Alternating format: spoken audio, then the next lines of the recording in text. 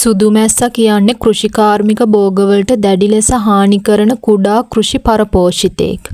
උෂ්ණත්වයේ වැඩිවීමත් එක්ක එළවලු භෝගවලට ගොඩක්ම වම්බටු, නයි මිරිස්, තක්කාලි වගේ භෝගවලට තමයි දැඩි ලෙසම හානි කරන්නේ.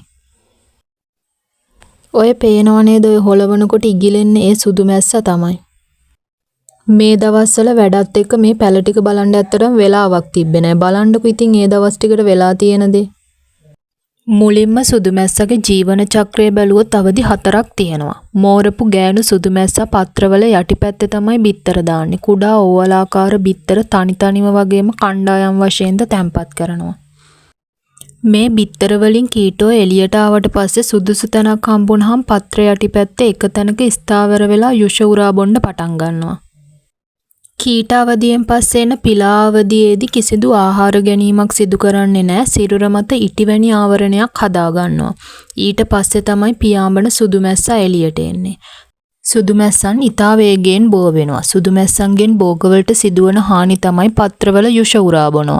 මේ නිසා ශාකවල පෝෂ්‍ය පදාර්ථ ඉවත් වෙලා ගිහින් ශාක දුර්වල වෙනවා. ඒ වගේම මෙයාලගේ ඇටැක් එකට පත්වෙච්ච පත්‍ර කහ පැහැයට හැරෙනවා. පස්සේ පත්‍ර වේලිලා පත්‍ර හැලිලා ගිහිලා ශාක මරණයටපත් වෙනවා. මෙයාලා ශාක මතට සීනි සහිත ද්‍රාවණයක් බැහැර කරනවා. ඒකට හනි ඩියු කියලාත් කියනවා. මේක නිසා ශාක මත කළුපුස් දිලීරේ එහෙම නැත්නම් සූටි මෝල්ට් ඇති වෙන්නත් පුළුවන්. ඒ වගේම යෙලෝ මොසෙයික් වෛරස් රෝගය පැතිරෙන්නත් පුළුවන්. මේ නිසා ශාකවල පත්‍ර කහ වෙලා ශාක වර්ධනය අඩාල වෙලා ශාක කුරු වෙනවා. සුදු මැස්සගේ හානිය පාලනය කරගන්න නම් අධිකව හානිය පැතිරලා තියෙන ශාක කොටස් මුලින් ගලවලා ඒවා පුළුස්සලා දාන්න ඕනේ. මම කරේ මේ ශාක කොටස් මුලින්ම උදුරලා අරගෙන කඩදාසි කොලයක ඔතලා භූමි තෙල් ටිකක් දාලා පුළුස්සලා දැම්මා.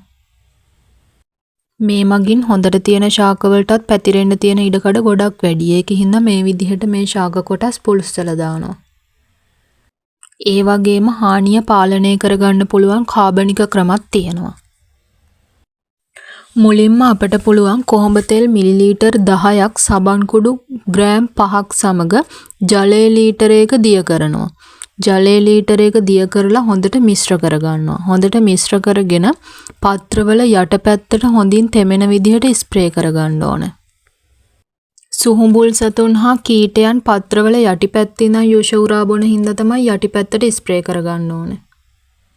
ඒ වගේම යෙලෝ ස්ටිකි ට්‍රැප් භාවිතා කරන්නත් පුළුවන්.